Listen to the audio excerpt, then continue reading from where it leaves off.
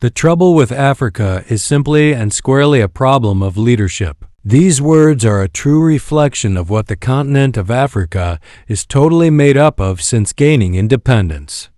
However, the narrative is completely changing in our generation. Modern-day African leaders are awake and ready to fight for the masses with their lives. In this video, we are going to show you how African leaders are advocating for a self-reliance devoid of foreign aid and unnecessary influence from the West. Africa, with its enormous resources, has the capacity to develop without the support of the international community. Captain Ibrahim Traore has exhibited this capability by kicking out France from its territory after many years of political, economic, and military influence in Burkina Faso. The country has never experienced such a tremendous economic stability and growth. In this video, Captain Ibrahim Traore, Paul Kagame, and John Mahama of Rwanda and Ghana publicly reject foreign aid. Kindly like, subscribe, comment, and share this video. They enjoy saying it every year in their economic surveys. Burkina Faso is the poorest country, Mali is the poorest country, Niger is the poorest country. We are ranked among the last. Very well, if we are as poor as they say, but when the time came to take responsibility, we asked these masters to leave. Why don't they want to leave? When we take the case of Niger, for over 40 years, some countries have been exploiting uranium to produce energy for themselves. From Ottawa to Paris, the streets are lit up. That's the light. But in Niger, it's darkness that is served to us. When you go to our states, our lands are riddled with holes, everywhere in search of precious metals like gold, but often there isn't even the slightest accessible road to reach the areas where they exploit gold, let alone some basic social services. That's why we decided to revolt and take the destiny of our countries into our own hands. There are many other examples.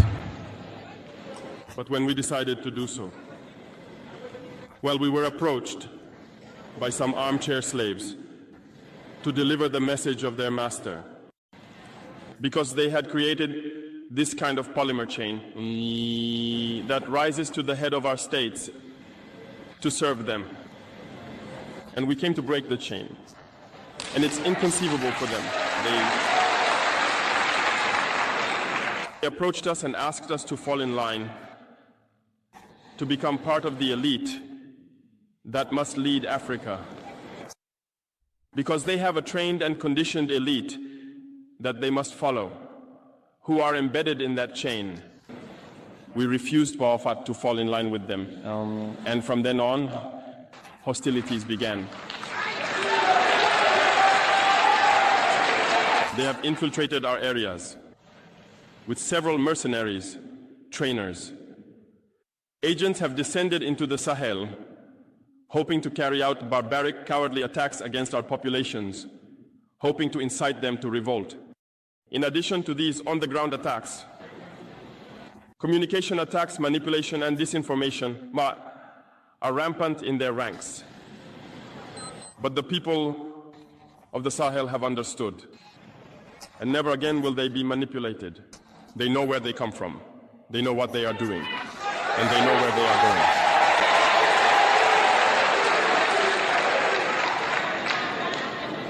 going. We will no longer allow this. People are awake and fighting today, not for ourselves, but for future generations. And thank you all for the fight that is being waged. This never makes us cry. We will not tremble. We will face it. We will fight for true independence, for our freedom. Because to scare the people of AS, these individuals only have 3 terms in their mouths: democracy, freedom, human rights. of course. Their local lackeys are only elected in a democratic, free and transparent process, according to them, their values. What could be more normal?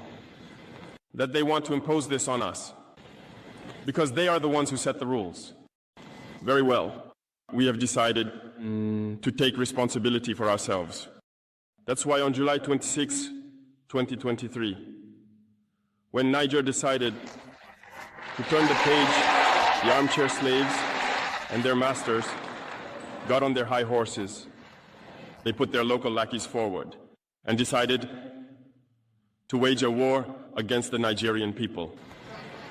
So we said, anyone who dares to attack Niger will face us, because we will wage a relentless war to the last drop of blood against anyone who dares to attack our states.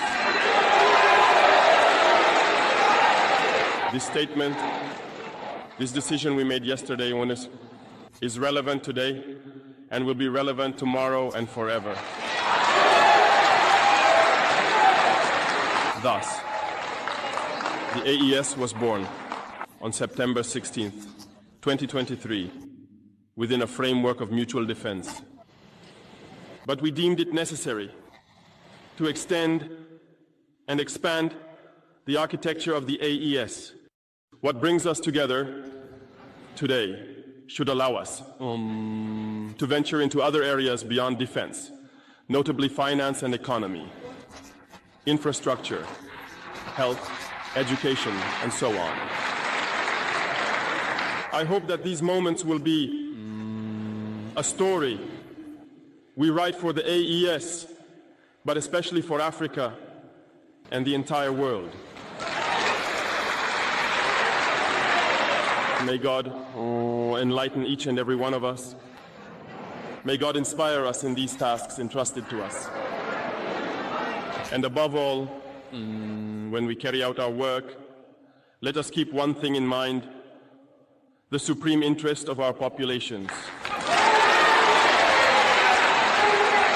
With that, we pray once again to the good Lord to accompany us all in our various tasks, to protect our fighters, who, thanks to them, allow us to sit here and discuss the future of our states. Once again, thank you, people of Niger. Be united and in solidarity. People of the AES, the homeland or death. The Trump playbook is still playing out, and so we want to see where it heads towards.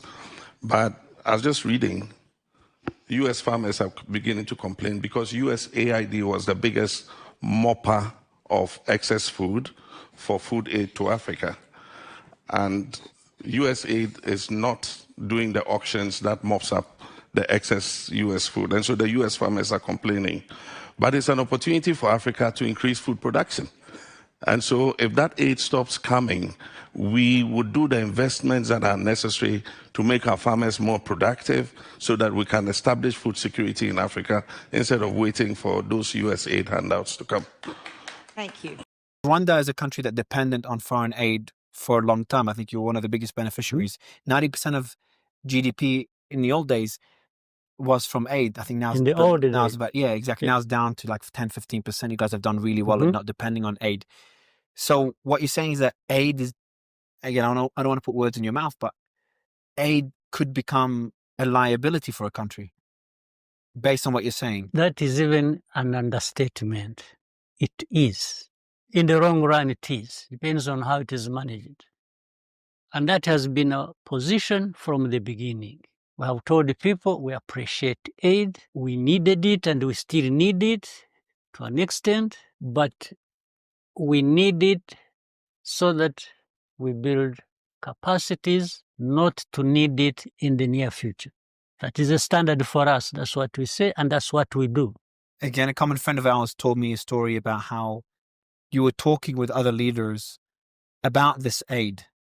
And there was instances where you're like, and I'd rather you tell the story than I, but you're like, I don't need that aid. And they're almost like they're trying to force it on you in a way. Yeah. Can you give me such examples?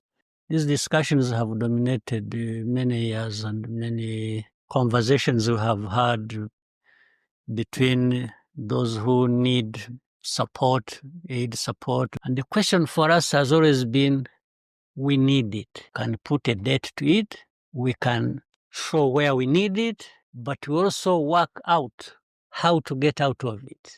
And this is something we have with us. We share with anyone who wants to do work relating to aid with us. But that has attracted a lot of problems for us. Some of us even thinking, we have been branded either arrogant or insensitive or dictatorial or all kinds of names just because of that. Because you don't want aid. We try to differentiate things.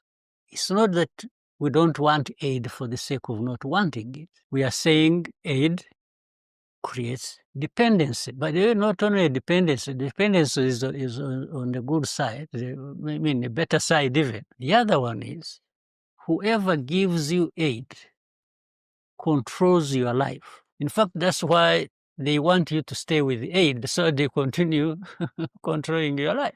And even threaten, use it as a tool to direct you where they want you to go. They keep threatening you, if you don't do this, we will switch off. It's politically weaponizing aid. It is weaponized, absolutely. Thank you for watching the video.